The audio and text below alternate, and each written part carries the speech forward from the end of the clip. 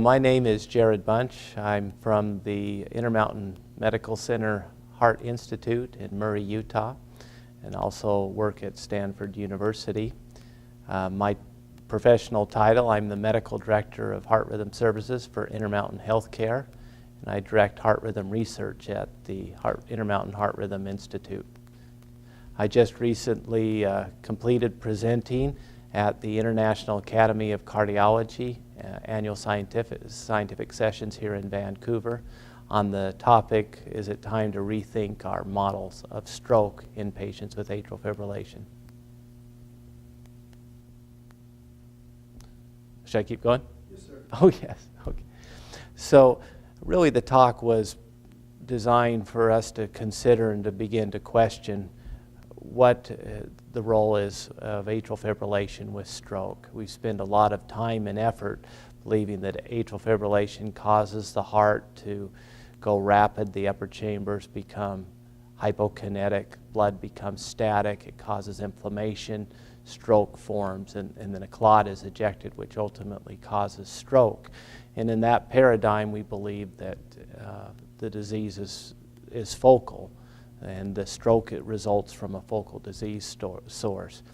But really, and if that is true, we have to, things such as restoration of the rhythm becomes important, pill in the pocket approaches to anticoagulation become important, and if we exclude the appendage, which is the most common source of stroke, then that will work and prevent stroke long term.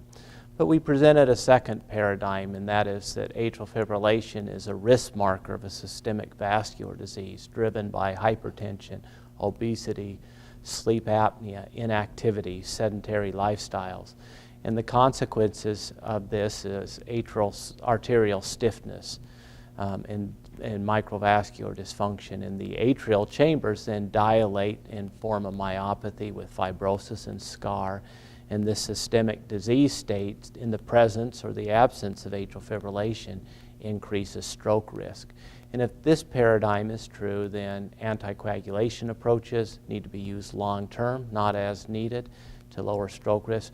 Truly, to lower stroke risk, we have to begin to address risk factors of the systemic disease state, as mentioned.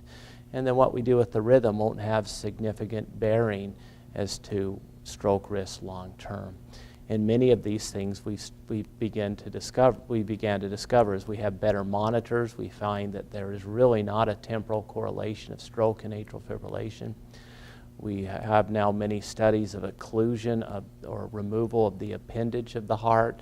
These have not shown a reduction in embolic stroke risk, and in fact recent data has shown that there is a higher risk of thrombosis on the device.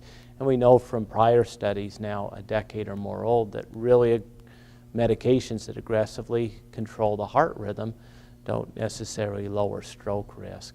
And ablation approaches which do aggressively treat abnormal atrial fibrillation. Ablation is in the context of an approach where we work on systemic diseases such as hypertension, anticoagulation use, sleep apnea. And so utilization of this approach, including trying to restore the rhythm, that can lower, we've seen some trends towards lowering stroke, but not in a randomized prospective manner. But clearly in isolation, no rhythm control therapies, we can have been consistently able to reduce stroke.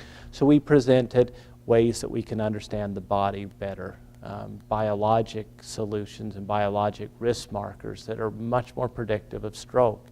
And these uniquely measure systemic disease, vascular disease. And hopefully as we begin to target these and target the true risks that drive atrial fibrillation, we'll ultimately be able to really make inroads in lowering stroke, identifying patients that would benefit from long-term anticoagulation, those that would not, across many risk factors, and also be able to understand a patient that has many risk factors such as diabetes and hypertension that loses weight and becomes active.